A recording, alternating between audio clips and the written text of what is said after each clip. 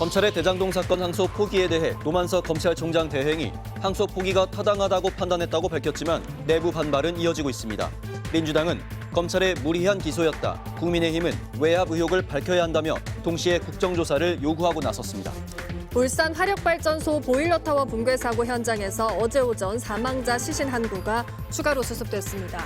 아직 4명이 잔해 속에 매몰된 가운데 붕괴 우려가 있는 양쪽 보일러타워의 해체 작업이 오늘부터 본격 시작됩니다.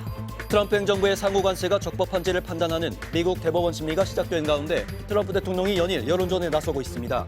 관세로 번 돈을 1인당 $2,000씩 나눠줄 거라고 주장하면서 셧다운 샷의 책임은 거듭 민주당에 돌렸습니다. 대통령실과 정부 여당이 오는 2035년까지 온실가스를 2018년 대비 53에서 61%까지 감축하는 데 공감했습니다. 또 주식시장 활성화를 위해 배당소득 분리과세 최고세율을 25%까지 낮추는 방안을 추진하기로 했습니다. 배를 가르겠다. 검찰이 관련 사건을 기소하는 과정에서 이런 말까지 해가며 수사 방향에 맞는 진술을 받아냈다는 증언이 나왔습니다. 그래서 조작 기소였다는 비판까지 일었습니다. 이번 항소 포기에 대한 검찰 내부 반발을 두고 민주당은 집단 항명이라고 비판하고 있지만 국민의힘은 외압 의혹을 제기하며 국정조사를 요구했습니다. 김세영 기자입니다. 대장동 개발업자들에게 뇌물을 받은 혐의로 기소된 정진상 전 더불어민주당 정무조정실장 재판. 1심에서 실형을 선고받고 법정 구속된 대장동 개발업자 남욱 변호사가 증인으로 출석했습니다. 남 변호사는 어떤 검사는 배를 가르겠다고도 했다며 이런 말까지 들으면 검사의 수사 방향을 따라가지 않을 수가 없다고 폭로했습니다. 더불어민주당은 남 변호사의 증언으로 대장동 사건 자체가 조작 기소로 드러났다며 이재명 대통령의 기소 자체가 조작이라고 주장했습니다. 윤석열 정권의 정치검찰이 이재명 대표를 겨냥해 대장동 민간 사업자들을 회유, 협박에 허위 진술을 받아 조작 기소했다는 사실이 구체적인 증언으로 명백히 드러난 것입니다. 그러면서 검찰의 항소 포기를 부당한 지시로 왜곡하고 있는 검찰 수사팀은 본분을 잃은 채 명백한 항명을 하고 있다며 국정조사 등을 통해 이들의 책임을 물어야 한다고 규탄했습니다. 원칙을 중시하며 운운하는 자들이 심우정 검찰총장이 윤석열 구속 취소에 대한 즉시 항고하지 않은 것에 대해서는 왜 한마디도 하지 않았습니까? 반면 국민의힘은 항소 포기 결정에 윗선이 개입돼 있는지 밝히기 위한 국정조사를 해야 한다고 주장했습니다. 항소 포기가 결국 대장동 사건과 관련한 이 대통령의 공소 취소를 목표로 하고 있는 것으로 보인다는 겁니다. 검찰의 무리한 기소라고 규정지으면서 이재명 대통령에 대한 공소 취소를 추진하겠다는 뜻입니다. 외압의 몸통이 반드시 규명되어야 한다는 것이 국민적 의견입니다. 국민의힘은 조작 기소라는 민주당의 주장에 대해 실체적 진실에는 눈 감고 정부 여당의 유리한 프레임만 믿으라는 궤변이라며 항소 포기하도록 만든 사람이 무엇 때문에 외압을 행사했는지 실체를 아는 게 중요하다고 강조했습니다. MBC 뉴스 김세영입니다. 2035년 국가 온실가스를 2018년보다 최대 61% 수준까지 감축하기로 했습니다. 또 배당 소득에 대한 세금을 낮추는 방안에 대해서도 정부와 여당은 어느 정도 공감대를 이뤘습니다. 김정우 기자입니다.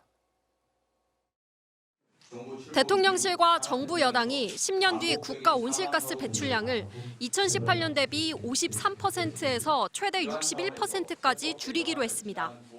IPCC 권고, 헌재 결정, 미래 세대 부담, 국내 산업 여건 등을 종합적으로 고려하고 공청회의 의견을 수렴하여 당초 정부는 최소 감축선을 50%로 삼을지 53%로 정할지를 두고 저울질해왔는데 국제 경쟁력을 고려해 미국, 일본 등 주요 선진국의 감축 목표와 비슷한 53%를 마지노선으로 정한 겁니다. 최대 목표치도 기존 60%보다 늘렸는데 여당은 미래 세대가 안고 갈 부담과 현실적 여건을 고려했다고 설명했습니다. 산업계 반발이 예상되는 만큼 녹색 전환 전략 등을 수립해 기업의 탈탄소 산업 전환을 지원하겠다고도 약속했습니다. 헌재 결정의 취지를 존중하는 기초를 위해서 국제사회, 시민사회 그리고 국내 산업계의 요구를 최대한 반영하는 지혜를 확정안은 탄소중립녹색성장위원회와 국무회의 심의, 의결을 거쳐 다음 주 유엔에 제출합니다. 협의회에서는 이자와 배당소득을 따로 떼어 세금을 매기는 배당소득 분리과세에 대한 논의도 이뤄졌습니다. 배당소득 3억 원을 초과하면 최고 35%의 세율을 매기는 정부안을 두고 25%까지 낮춰달란 요구가 나오자 당정대가 완화안을 검토한 겁니다. 배당 확대를 통한 주주 가치 제고 등 실효성을 담보할 수 있도록 국민들이 제시한 의견에 당정대가 화답하는 제세가 필요합니다. 대통령실과 정부 여당은 최고 세율을 25%로 낮추는 방안으로 의견을 좁혀나간 걸로 전해졌지만 최종적인 세율은 정기국회를 통해 논의하기로 했습니다.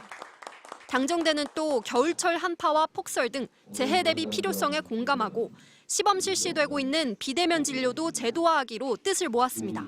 MBC 뉴스 김정우입니다. 울산 화력발전소 붕괴 사고로 매몰됐던 노동자가 구조 작업이 길어진 동안 결국 숨진 채 밖으로 옮겨졌습니다. 수색과 구조 작업은 중단됐고 구조물 해체 준비 작업이 시작됐습니다. 최지호 기자입니다. 울산 화력발전소 보일러 타워 붕괴 사고 현장. 열려있는 구급차 뒷문 앞에 구조대원들이 도열해 있습니다. 잠시 뒤 사고 현장 밖으로 구급차가 나갑니다. 의식이 있는 상태로 발견됐다가 구조 작업이 길어지며 숨진 노동자는 사흘 만에 현장 밖으로 이송됐습니다. 그분 발견한 시간은 6일 15시 14분에 발견했는데 구조가 지금 구조가 됐습니다. 이후 구조 인력을 동원한 수색 구조 작업은 잠정 중단됐습니다. 대신 무너진 보일러 타워 5호기 양 옆에 있는 높이 60m의 4-6호기 타워 해체를 위한 사전 작업이 본격 시작됐습니다. 이들 타워는 이미 구조물 일부가 제거돼 추가 붕괴 우려가 큰 탓에 중장비 투입을 가로막아 왔습니다. 구조를 원활하게 하기 위한 통로를 확보하기 위함이기 때문에 위험 요소를 제거한다는 차원에서 6호기 작업이 진행되고 있습니다. 4호기와 6호기 해체는 취약화 과정을 마친 뒤 화약을 사용해 발파공법으로 진행될 예정입니다. 중앙사고수습본부는 발파 시 충격과 잔해물 낙하 방향 등을 다각도로 분석한 뒤 최종 발파 시점을 결정할 계획입니다. 실종자 2명에 대한 수색과 사망 추정자 2명에 대한 구조는 4-6호기 해체 이후 재개될 방침입니다. MBC 뉴스 최지호입니다.